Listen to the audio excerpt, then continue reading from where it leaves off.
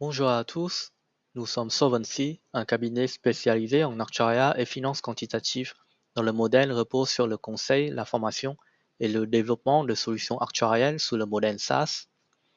Aujourd'hui, nous aimerions partager notre expérience concernant un sujet spécifique, le workflow, également connu sous le nom de flux de travaux ou flux opérationnel. Il s'agit d'une série de tâches ou d'opérations effectuées par un individu ou un groupe en vue d'atteindre un objectif préalablement défini. Nous aborderons ce thème en partageant notre propre expérience relative au workflow lors des travaux de modélisation actif-passif et des études ALM réalisées par notre cabinet par le passé. Bien que chaque organisation ait son propre workflow spécifique, nous croyons que notre expérience pourrait résonner avec certains aspects de vos workflows quotidiens. Et si vous cherchez toujours à optimiser votre processus, nous vous invitons à rester jusqu'à la fin de la vidéo où nous partagerons notre solution. Le processus commence généralement par la préparation des inputs, impliquant la collecte et le traitement des données provenant de diverses sources afin de les formater pour qu'elles soient compatibles avec l'outil ALM. Ensuite, nous importons un ou plusieurs fichiers d'input dans notre outil et si la chance nous sourit, cela peut fonctionner du premier coup. Mais dans la plupart des cas, des ajustements sont nécessaires. Après cette étape, nous lançons des simulations stochastiques et après quelques heures d'attente, nous obtenons les résultats de simulation si tout va bien.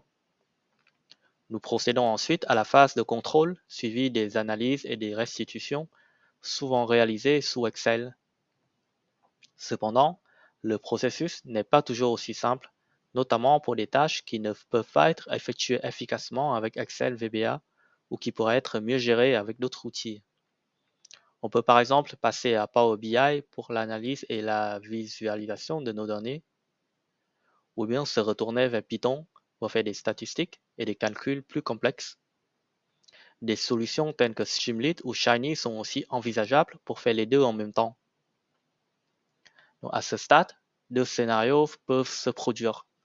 Premier scénario, après avoir fait toutes les analyses, nous identifions des erreurs de paramétrage ou d'input, obligeant un retour à l'étape initiale.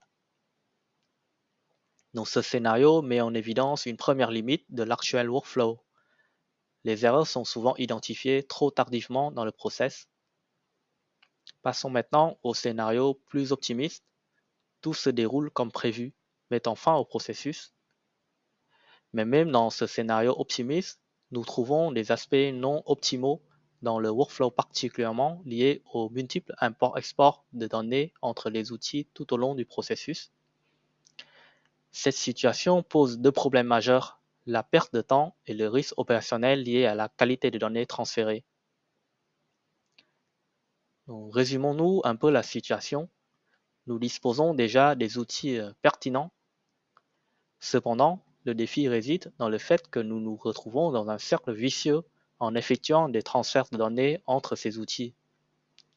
Certes, en revisitant régulièrement le workflow, nous pouvons réduire les erreurs et envisager l'automatisation de certaines tâches. Néanmoins, l'ensemble du processus demeure encore assez encombrant. Chez Solvency, nous avons réfléchi longuement à cette problématique et aujourd'hui, nous présentons notre approche pour rendre ce workflow plus efficace. Donc, comme les outils sont pertinents, on va les conserver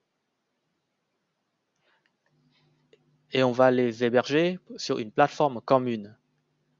Cette plateforme agit comme un intermédiaire permettant une communication fluide et automatique entre les outils sans nécessiter l'intervention de l'utilisateur. Ainsi, les étapes intermédiaires de transfert de données entre les outils sont éliminées. En plus de la plateforme, il nous faut un chef d'orchestre pour coordonner les outils, les appelant séquentiellement pour effectuer les tâches requises au moment opportun. Voilà, et c'est en suivant cette approche que nous avons développé Solvency Lab, dont la version alpha est désormais disponible à l'adresse solvency.fr.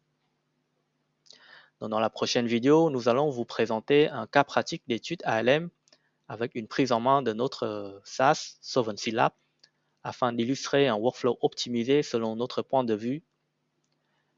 En attendant, nous vous adressons un chaleureux bonjour de la part de Solvency Lab.